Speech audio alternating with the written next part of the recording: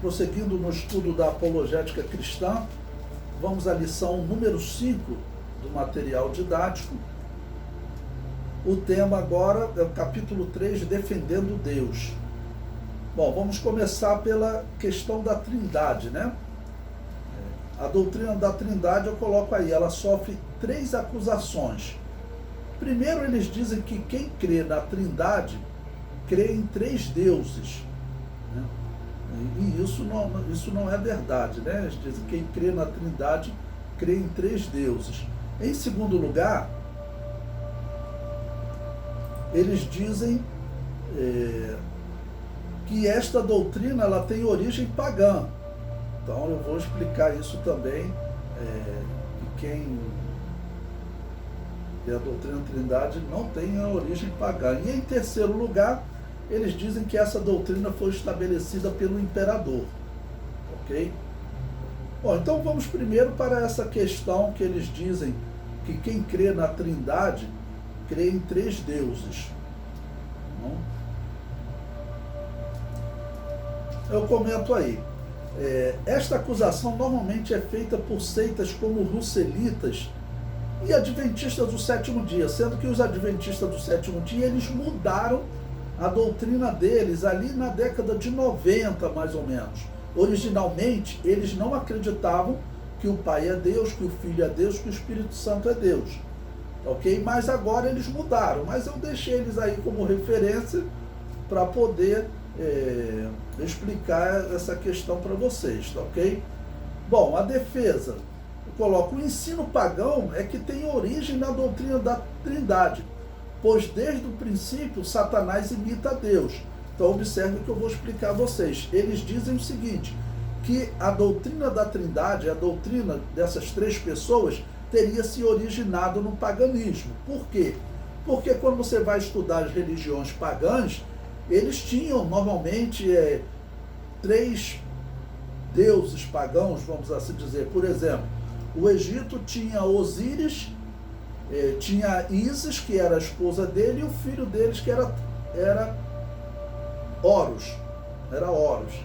Na Babilônia também se formou Nimrod, Semíramis e Tamuz.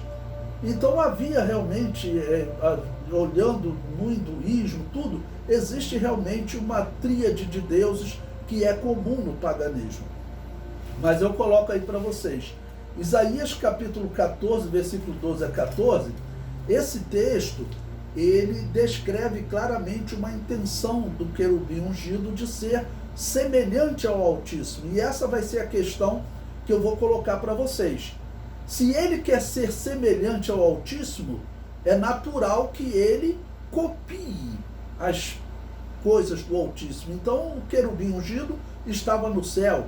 Ele conhece sobre a divindade detalhes que nós não conhecemos, né? Ele conviveu com Deus por um determinado tempo antes de Deus criar os homens. Ok? E ele também é um espírito, então ele entende do mundo espiritual, entende de Deus mais do que nós. Ok? Então veja a leitura do texto. Ele diz: como caíste do céu, ó estrela da manhã, filha da alva, como foste lançado por terra, tu que debilitavas as nações, e tu dizias no teu coração, eu subirei ao céu, e acima das estrelas de Deus exaltarei o meu trono, e no meio da congregação me assentarei da banda dos lados do norte, subirei acima das mais altas nuvens e serei semelhante ao Altíssimo.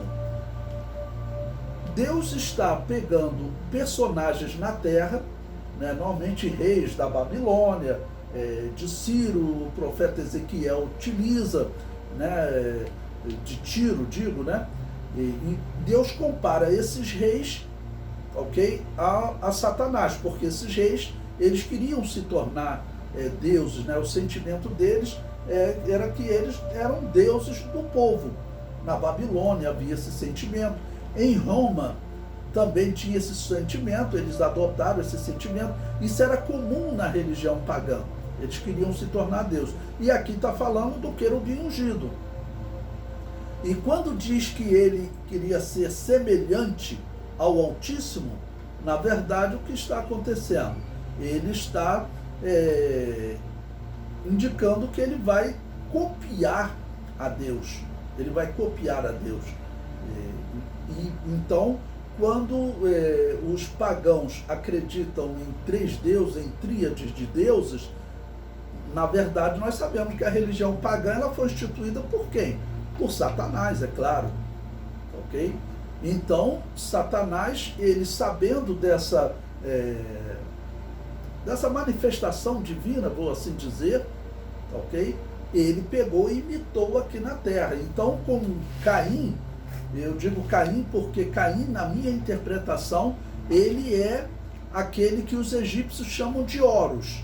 A sua esposa, Ísis, é a irmã de Caim, né? Tanto que na história egípcia, Ísis e Osíris eram irmãos, ok? Então, Osíris é Caim.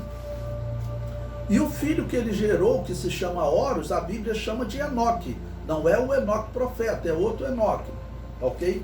Então, nesses personagens lá do Egito, nós vemos que a serpente trabalhou para exatamente transformar esses três em divindade. Então, segundo a crença egípcia, Osíris ou Caim, ele foi o primeiro homem a se tornar Deus. Eles acreditam que Osíris é filho do casal que foi criado diretamente pelos deuses. Essa é a crença deles. Então veja como combina com Caim, né? Ok? Então eles transformaram, a serpente transformou Osíris numa divindade. E quem é a serpente? Se você pegar entre os egípcios, você vai encontrar que o culto à serpente é o mais comum entre eles. Você vai encontrar entre todos esses que teriam se tornado deuses, eles aparecem com um arco, né, na cabeça, e na frente desse arco tem uma serpente. E tudo indica realmente que Caim, ele aprendeu com a serpente, ouviu da serpente que eles poderiam escapar da morte, que eles poderiam se tornar eternos, que eles poderiam se tornar deuses, porque foi isso que a serpente falou para Eva, né? Certamente não morrereis. Deus sabe que quando comer dessa fruta vocês serão como Deus, ou seja, vocês serão como Deus, vocês vão se tornar deuses. Foi isso que a serpente ofereceu para Adão e Eva. Quando você estuda a religião de Osíris, que é a primeira religião da história, junto com os sumérios, né? Mas os egípcios, eles demonstraram idolatria antes dos sumérios. A civilização suméria aparece 100 anos antes dos egípcios. Lembrando que a civilização suméria, eu já falei para vocês em outros momentos, ela são os descendentes de Sete, tá ok? E os egípcios antigos são os descendentes de Caim. Então essas tríades de Deus, elas foram copiadas por Satanás.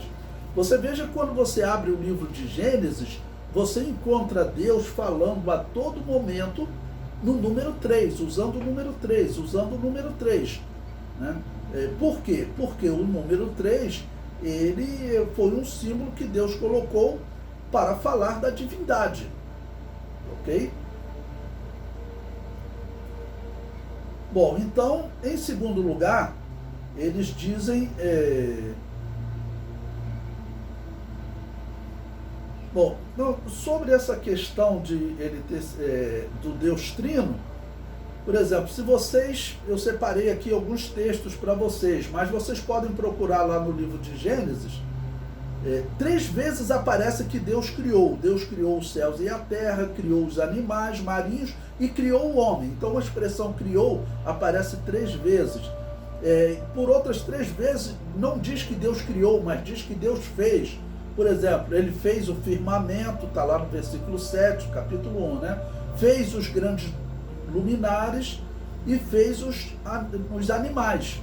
Então, olha, 3 vezes aparece o termo fez. E assim você encontra diversas vezes. 3 vezes Deus nomeou, 3 vezes Deus dividiu ou separou, e 3 vezes Deus deu ordem para produzir. Olha, deu ordem para a terra produzir erva verde, deu ordem para as águas produzirem répteis e deu ordem para a terra produzir alma vivente. Ok? Então, o número 3, você vai encontrar ele assim, de forma vasta na natureza. Vocês sabem que, inclusive, a luz, né, nós falamos em muitas cores, né, verde, vermelho, marrom, uma série de cores, mas na verdade só existem 3 cores na natureza. E a combinação dessas cores geram outras cores, tá bom? A combinação de todas as cores gera um branco, a ausência de cores gera um escuro, preto, ok? Então, existem 3 cores, e dessas cores geram aqueles milhões de combinações que a ciência diz. Mas então o número 3, ele tem esse significado. E mesmo antes do pecado de Adão e Eva, né, quando Deus cria, né, e acreditamos que tudo isso Deus ensinou para Adão, como foi a criação, então Adão concluiu que realmente Deus, ele se manifestava de 3 maneiras. Porque o número 3 é muito comum nesse período, tá, ok? Além disso, um termo comum para Adão e Eva era o termo Elohim. Se você quiser abrir aí a sua Bíblia, no livro de Gênesis, eu vou pegar aqui o capítulo 3, para vocês verem uma observação interessante. Porque o termo Elohim, ele é utilizado muitas vezes no livro de Gênesis, né? E tem um determinado momento que a Bíblia começa a usar o termo Elohim e Yahvé, tá bom? A primeira vez que isso acontece, se você quiser ver, é o versículo 4 do capítulo 2. Ali, pela primeira vez na Bíblia, aparece o termo Yahvé, tá ok? Confiram aí, abram a sua Bíblia em Gênesis capítulo 4, versículo 2. E você vai encontrar, por exemplo, em outras referências, você vai encontrar, quando chega no capítulo 3, uma observação importante, que, abra aí capítulo 3, eu vou ler os versículos 1 e 2, tá ok? Gênesis capítulo 3, vou ler alguns versículos. Ele diz assim: ora, a serpente era mais astuta que todas as alimárias do campo que Yahvé Elohim tinha feito. Lembre-se que o termo Elohim é um termo plural. Os judeus nunca conseguiram entender esse significado, ou pelo menos não deram uma definição. Mas, pelo que nós vemos na Bíblia, a manifestação do Pai, do Filho e do Espírito Santo, que é claro no Novo Testamento, tá bom? Então, quando Elohim aparece como um termo plural, ok? Isso aqui já era comum para Adão. Por isso eu mostrei no capítulo 2. Por diversas vezes você encontra no capítulo 2 ainda, sempre falando de Elohim. Elohim, ok? E assim por diante, Elohim. E quando chega no capítulo 3, é que começa a falar, aí falou ali do Yahvé Elohim, né? Agora, prosseguindo no versículo, observe uma coisa importante. E disse a mulher à serpente: do fruto das árvores do jardim comeremos, mas do fruto da árvore que está no meio do jardim, Eva responde só, ela disse Elohim. Ela não usa a expressão disse Yahvé Elohim. Ela diz: não comereis dele, nem nele tocareis, para que não morrais.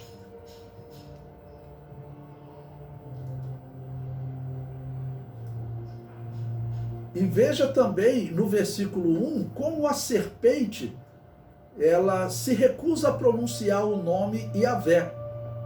Lá no versículo 1, relendo o versículo 1, está escrito assim: ó, ora, a serpente era mais astuta que todas as alimárias do campo que Yahvé Elohim tinha feito. E esta disse à mulher, veja a palavra da serpente. A serpente, ela omite o termo Yahvé. Ela diz apenas: é assim que Elohim disse, não comereis de toda a árvore do jardim? Eu considero importante isso, o fato da serpente não pronunciar o nome Yahvé, ok? Pronunciar apenas o termo Elohim, porque o termo Yahvé está ligado à salvação. O termo Yahvé está ligado à salvação. Está ligado àquele que trabalha por você no presente. Ok? Aquele que age por você no presente. Por isso, aquela tradução de Yahvé lá no livro de Êxodo para Moisés aparece como eu sou ou eu serei. Ok? Como eu sou no presente, no passado e no futuro, eu sou. Mas também pode se traduzir por eu serei. Ok? Então, esse termo Elohim, que foi pronunciado aqui pelas criaturas, né? A serpente se recusou a pronunciar Yahvé e Eva seguiu esse conceito, dizendo, ela responde, né? Que disse Elohim, não comereis dele, nem nele tocareis para que não morrais. Se vocês prosseguirem no diálogo, vocês vão ver a omissão da serpente do termo Elohim, do termo Yahvé. Veja, o versículo 4. Então a serpente disse à mulher, certamente não morrereis, porque Elohim sabe que no dia que dele comerdes se abrirão os vossos olhos e sereis como Elohim, sabendo o bem e o mal. Então até aqui vocês podem ler e vocês vão encontrar sempre a serpente omitindo o termo Elohim, o termo Yahvé. Mas é importante nesse ponto vocês observarem o quê? Vocês observarem que o termo Elohim é um termo plural. Então certamente Adão tinha esse conhecimento. A serpente com certeza tinha, porque ela viveu como querubim ungido por um tempo que nós não temos como precisar, tá ok? Ela viveu como querubim ungido, então ela conheceu a Deus, então ela sabe, né? Ela tem conhecimento de que Deus é um Deus trino, e por isso ele vai colocar, né, entre aqueles que se desviam da fé. O primeiro é Caim, porque exatamente lá nesse Egito antigo, esse Egito que é antes diluviano, tá bom? A região do Nilo ocupada antes do dilúvio, essa região eles adoraram 3 deuses principais, ou 3 homens que se tornaram deuses, né? Que era Caim, sua esposa e seu filho Enoque, que eles chamam de Osíris, Ísis e Horus, tá bom? Então, de onde Caim tirou isso? É só você pegar uma imagem do Egito Antigo, você vai encontrar a serpente como destaque. Infelizmente, Satanás, como serpente, que enganou Eva, enganou também Caim. E também eu expliquei para vocês lá na aula de arqueologia, mas tem alguns alunos aqui que podem não ter assistido essa aula, eu expliquei para vocês que aquela pirâmide, ela é uma casa de uma divindade egípcia chamada Meretzer. E que divindade era essa? A serpente. Então aquelas pirâmides que eles construíam em homenagem à serpente.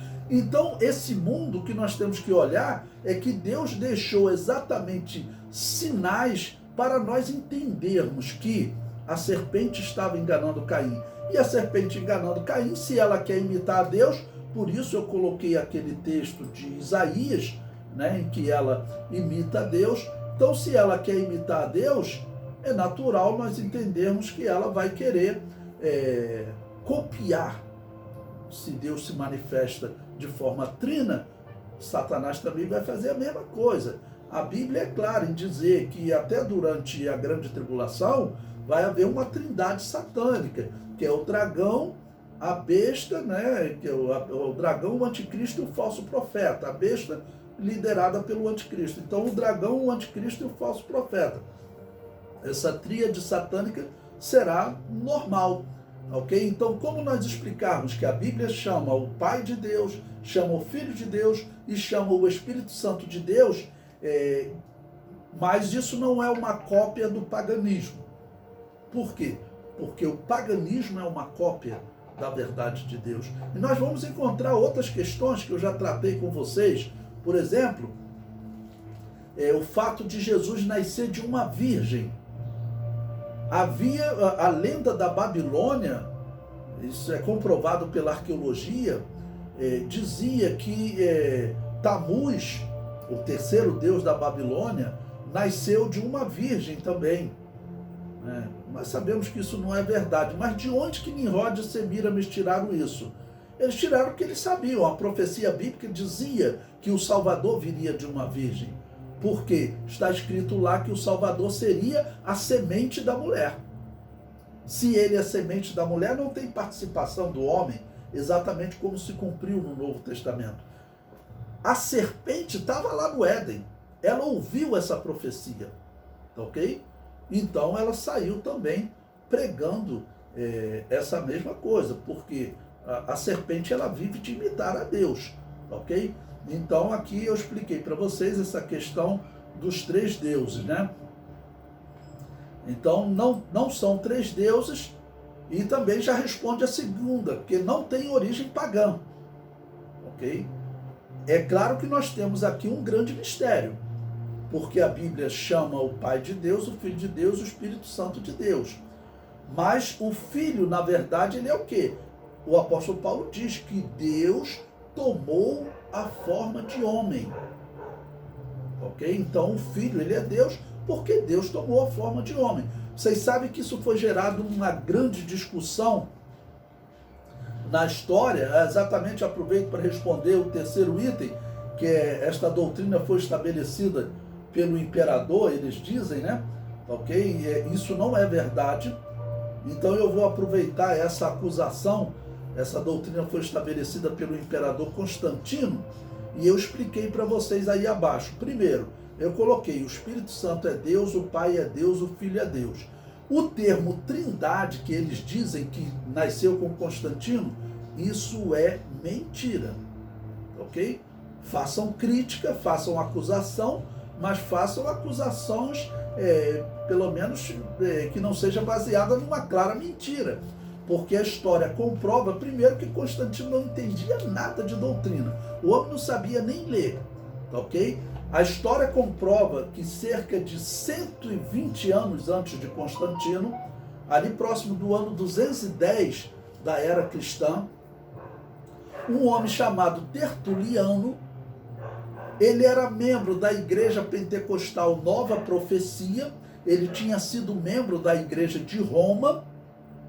Nós estudamos ele em História da Igreja, todos vocês que estão presentes estudaram História da Igreja comigo, pode voltar lá para ler sobre Tertuliano, e eu falei para vocês que no ano 207 da era cristã, ele deixou a Igreja de Roma e se tornou membro da Igreja Pentecostal Nova Profecia. Por quê? Ele fazia parte de uma igreja que adorava os ídolos, adorava o demônio para não morrer.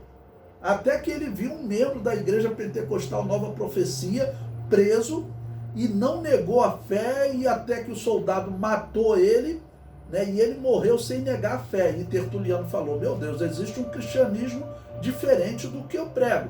Foi esse homem que ele deixou a Igreja de Roma, se filiou à Igreja Pentecostal Nova Profecia, e nessa Igreja Pentecostal Nova Profecia ele escreveu uma obra onde ele defende Deus, defende o cristianismo, e ele foi o primeiro na história, isso é comprovado, ali no ano 210, 207, 210 da era cristã, ele utilizou esse termo trindade. Bom, explicar para vocês sobre esse termo trindade. Eu não vejo esse termo denotando três deuses, ok? Se significasse três deuses, então nós não aceitaríamos, claro, porque nós vemos um Deus que ele se fez carne, habitou entre nós, e depois ele ressuscitou e ascendeu aos céus. E ele prometeu que iria enviar o Espírito Santo, ok? Que é Deus agindo aqui. É claro que é um grande mistério para nós explicarmos. Mas na história, o que aconteceu com Constantino? Constantino, ele era um imperador, ele não estava nem aí para a questão doutrinária, essa é a verdade. Ele utilizou o cristianismo porque ele viu durante a perseguição fugiu agora o imperador, de Diocleciano. Constantino, ele viveu nos dias da pior perseguição da história do cristianismo. Essa perseguição ocorreu ali entre os anos 300, 310, 303, 313, foi uma perseguição de 10 anos, ok? E Constantino, ele era um general do exército. Ele era uma pessoa de confiança de Diocleciano, e Diocleciano deu ordem: olha, o soldado que não adorar os deuses romanos, ele tem que morrer. todo soldado tem que adorar. E diz a história que Constantino ele ficava, vamos dizer, constrangido com aquela situação, porque bons soldados, grandes guerreiros, se negavam a adorar os deuses romanos. E ele se dizia, não, eu sou cristão. E o que Constantino tinha que fazer? Ele tinha que matar. Então ele acabava perdendo soldado, e ao mesmo tempo aquilo, a história interpreta que deve ter fascinado Constantino. Como é que essas pessoas têm essa fé que nem a morte para a vida deles? Que coisa espetacular. Bom, a verdade é que Constantino, quando ele se torna imperador, a princípio ele divide o império, né, com 4 outros imperadores. Ele substituiu o seu pai, que era o líder de uma parte do império, mas ele foi se tornando um imperador de destaque, e acabou que ele se tornou o único imperador, né? Então ele viu que o cristianismo ele era importante, e ele resolve acabar com a perseguição ao cristianismo. Na verdade, ao dar uma liberdade maior, porque já tinha terminado a perseguição, né, que Diocleciano adoeceu, foi para o inferno. E aí Constantino, um dos substitutos, favoreceu os cristãos. Outra coisa que ele viu nos cristãos é que nos cristãos não havia a hierarquia que havia nos pagãos. Que os pagãos, o sacerdote, ele era sempre filho de sacerdote. Então Constantino não conseguia entrar na religião pagã. Ele não conseguia colocar um favorecido dele, ou, por exemplo, um filho dele, ou até ele mesmo dizer, eu sou sacerdote agora, né? Aquilo era algo restrito. E já no cristianismo não tinha isso. O cristianismo era o povo, né? Vendo a pessoa que se destacava, se tornava pastor, se tornava bispo, ok? Mas a história diz que Constantino realmente ele influenciou no resultado. Mas ele influenciou no resultado do chamado Concílio de Nicéia. Por quê? Porque ele queria unidade, os bispos estavam brigando. Mas acredite, irmãos, no Concílio de Nicéia eram hereges brigando. Ali não tinha nenhum cristão. Ali era a Igreja Católica brigando. Esse Concílio de Nicéia, eles já usavam incenso, né, que era o símbolo do diálogo do demônio, que foi trazido direto do culto a Júpiter para a Igreja Católica. Eles já pregavam purgatório, já tinham mudado o batismo cristão, que é um batismo de adulto, depois dele dar testemunho, botaram como batismo de recém-nascido, que a pessoa não dá nenhum testemunho de fé a Deus, e Deus abomina esse tipo de doutrina. Por isso que nós temos que estar atentos com essas igrejas que batizam recém-nascidos, porque a Assembleia de Deus sempre pregou, não são igrejas cristãs.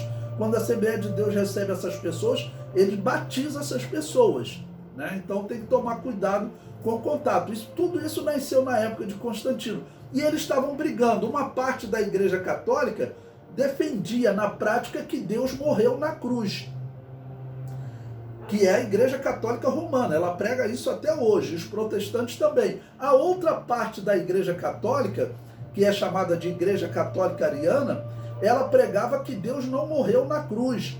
Ela pregava que quem morreu foi Jesus Cristo, Deus, mas que foi um Deus criado, não era um Deus eterno. Ou seja, eram duas heresias, tá ok?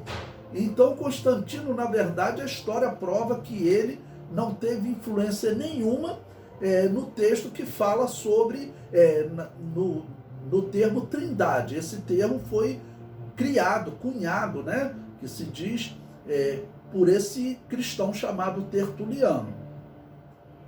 Bom, sobre essa questão, esse número 3 que eu falei aí, do Deus Trino, eu coloquei um texto aí para vocês, que é um texto bem complicado. Se eu perguntar a vocês esse texto, vocês, se vocês não lerem o texto, apenas ouvirem a minha explicação, não leiam o texto agora não, apenas ouçam a minha explicação e pense com vocês. O apóstolo Paulo certa vez falou o seguinte: andai em espírito e não cumprireis a concupiscência da carne, porque a carne cobiça contra o espírito e o espírito contra a carne, e estes opõem-se um ao outro para que não façais o que quereis.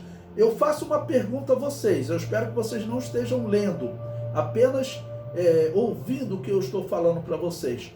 Quando o apóstolo Paulo diz que a carne cobiça o espírito e o espírito cobiça a carne, como você interpretaria esse texto?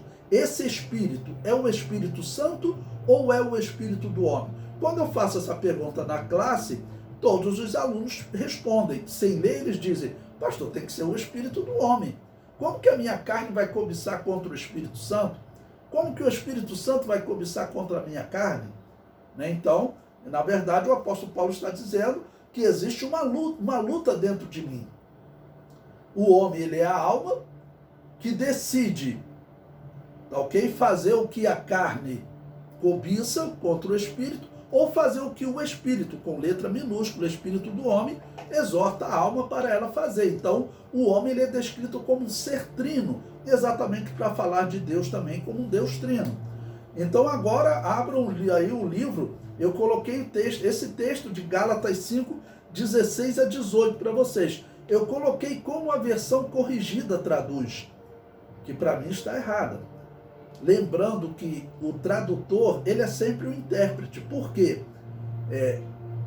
No texto original da Bíblia, não existia maiúsculo e minúsculo naquela época. Maiúsculo e minúsculo foi criado muito tempo depois.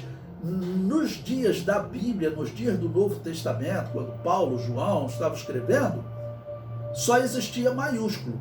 Então veja, o nosso tradutor, Gálatas 5,16, está escrito assim, digo porém, andai em espírito. Ele já traduziu que é espírito com letra maiúscula. Andai no Espírito Santo.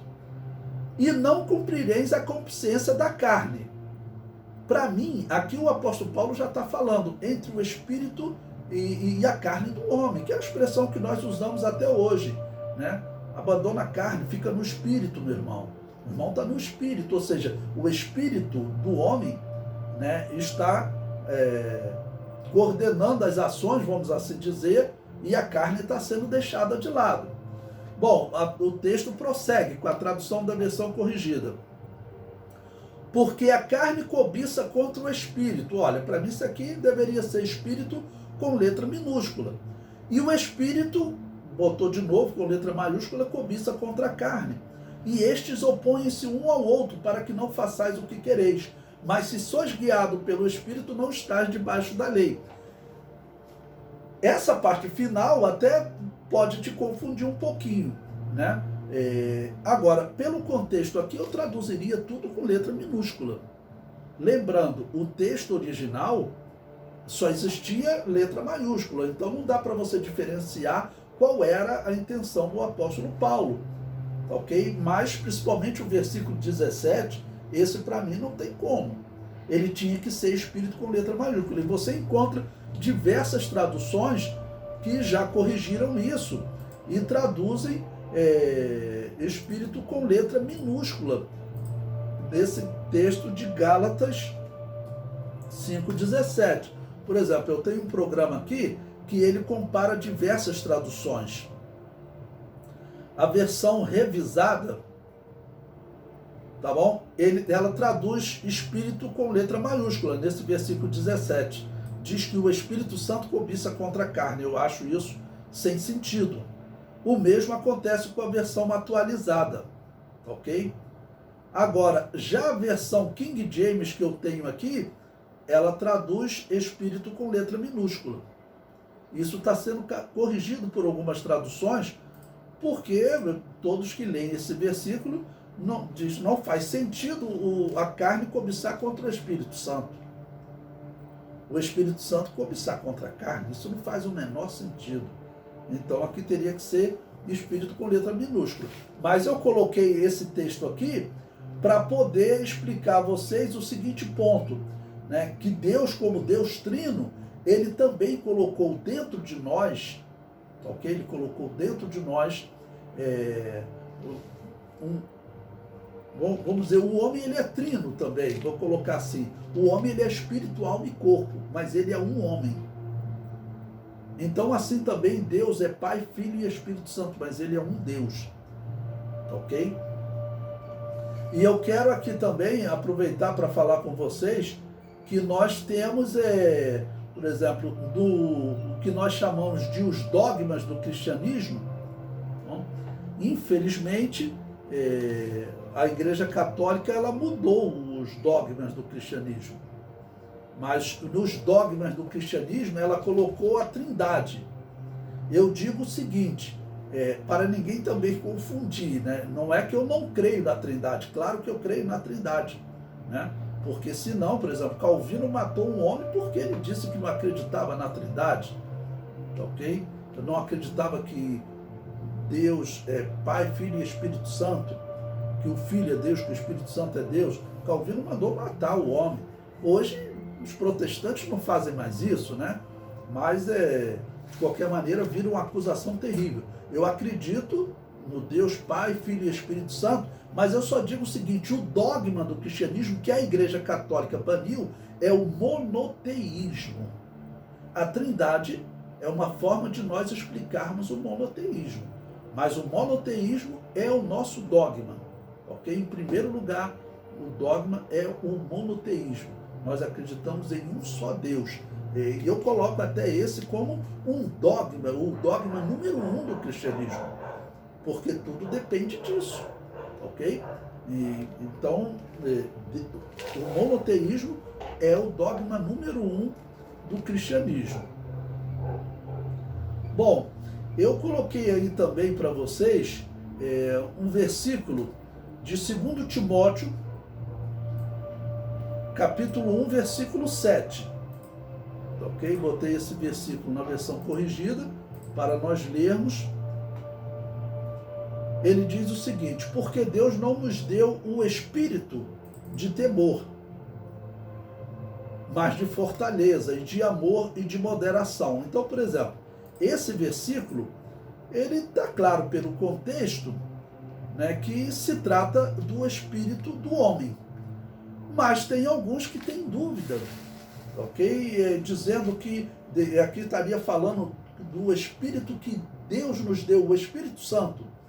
Mas aqui, quando está falando de espírito de timidez, é porque o termo espírito, ele passou a ser usado para descrever atitudes do homem, uma atitude errada, o homem, isso é um espírito de porco, né? Então, quer dizer, o espírito de timidez, a pessoa muito tímida, tá ok? Então, essa seria o significado, né, do Espírito que Deus nos deu, o Espírito do homem, e não o Espírito Santo, tá ok?